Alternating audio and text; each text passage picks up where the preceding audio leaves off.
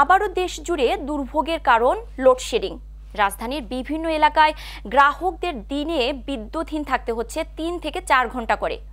ঢাকার বাইরের চিত্র আরও দুর্বিষহ। দিনে কখনো লোডশেডিং ছাড়াচ্ছে ২,০০০ মেগাওয়াট। মূলত বড়পুকুরিয়া বন্ধ, আদানির কম সরবরাহ সহ অর্ধশতাধিক কেন্দ্রে জ্বালানি সংকটেই দেখা দিয়েছে তীব্র লোডশেডিং। রাজধানীর বিভিন্ন এলাকায় গ্রাহকদের দিনে বিদ্যুৎহীন থাকতে হচ্ছে ৩ থেকে ৪ ঘন্টা করে। ঢাকার বাইরের চিত্র আরও দুর্বিষহ।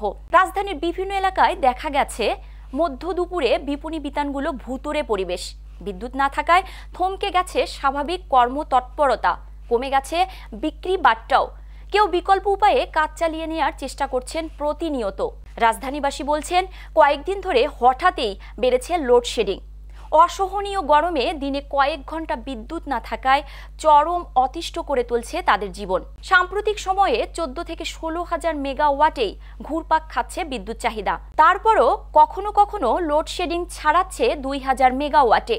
স্বাভাবিকভাবেই প্রশ্ন উঠছে, ২৭,০০০ উৎপাদন সক্ষমতা থাকার পরও কেন এত তীব্র লোডশেডিং? বিদ্যুৎ সংকটের মূল কারণ জ্বালানির অভাব। অন্তত ৫৪টি বিদ্যুৎ কেন্দ্র ধুঁকছে গ্যাস ও জ্বালানি তেলের সংকটে।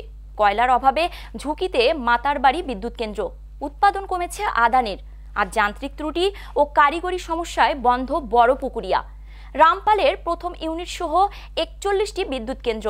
৩ মাস ধরে রক্ষণাবেক্ষণে থাকা সামিটের LNG টার্মিনাল তীব্র করেছে বিদ্যুৎ কেন্দ্রে গ্যাসের অভাব। সংকট কমাতে ভাসমান এ টার্মিনালের উৎপাদনে ফেরার অপেক্ষায় বিদ্যুৎ বিভাগ।